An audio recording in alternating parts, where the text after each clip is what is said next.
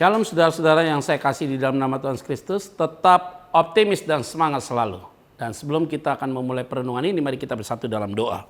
Terima kasih untuk hari ini Tuhan, dan kami sangat sadar bahwa firman-Mu lah yang menjadi kekuatan kami, penuntun kami untuk kami hidup lebih lagi berdampak bagi banyak orang. Berbicaralah bagi setiap kami masing-masing. Di dalam nama Tuhan Kristus, kami berdoa dan mengucap syukur. Haleluya. Amin. Saudara-saudara yang saya kasih di dalam nama Tuhan Kristus, Mazmur 60 akan menjadi perenungan bagi kita di ayat yang ke-14, saudara. Mazmur 60 ayat yang ke-14. Dengan Allah akan kita lakukan perbuatan-perbuatan gagah perkasa, sebab Ia sendiri akan menginjak-injak para lawan kita. Nah, ini adalah satu pernyataan dari pemazmur, saudara, berbicara tentang dengan Allah akan kita lakukan perbuatan-perbuatan gagah perkasa. Sebenarnya jadi anak Tuhan itu, kita kalau berpikir itu tidak boleh yang biasa-biasa, saudara, harus yang luar biasa.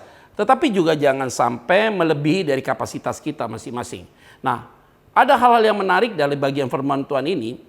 Dengan Allah kita akan melakukan perkara-perkara yang besar, sebab Ia sendiri akan menginjak-injak para lawan kita.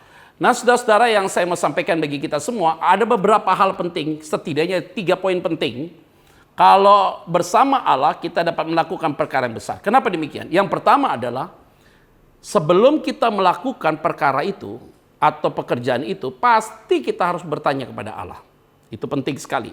Jadi ketika kita bertanya kepada Allah untuk apa yang kita mau lakukan, maka di saat itulah Tuhan atau Allah sendiri yang akan memberikan kita hikmat. Sehingga ketika Dia memberikan hikmat, memurnikan pikiran kita, sehingga akhirnya mendapatkan keputusan yang tepat, saudara, untuk kita melakukan sesuatu tindakan, usaha apapun, itu penting sekali. Sehingga poin pertama, kita dapat melakukan perkara besar bersama dengan Allah, kita harus bertanya kepada Allah dulu. Nah, poin ini, saudara, adalah menjadi poin yang paling utama sebenarnya bagi kita. Jadi ketika kita mau bertanya kepada Allah, maka sisi diri kitanya itu harus dikesampingkan dulu. Yang paling bahaya adalah begini, melakukan aktivitas, usaha, tindakan, keputusan tanpa bertanya sama Tuhan, itu melampaui batas namanya. Jadi akhirnya saudara itu menjadi masalahnya ada di situ. Nah, kalau ada masalahnya di situ, itu menjadi akhirnya saudara, ketika saudara gagal, saudara merasa bahwa ini salahnya Allah. Padahal saudara tidak melibatkan Tuhan dari awal. Jadi yang pertama adalah libatkan Tuhan, bertanya kepada Tuhan secara khusus untuk apa yang saudara ingin kerjakan. Yang kedua, ketika engkau sudah melibatkan Tuhan, bertanya kepada Tuhan, maka yang kedua adalah engkau juga harus melibatkan orang-orang yang layak dipercaya. Nah, ini dia penting. Siapakah orang yang layak dipercaya? Tentunya orang-orang itu adalah orang-orang yang takut Tuhan. Siapakah yang layak dipercaya? Adalah orang-orang yang jujur, yang memang pantas untuk dipercayakan.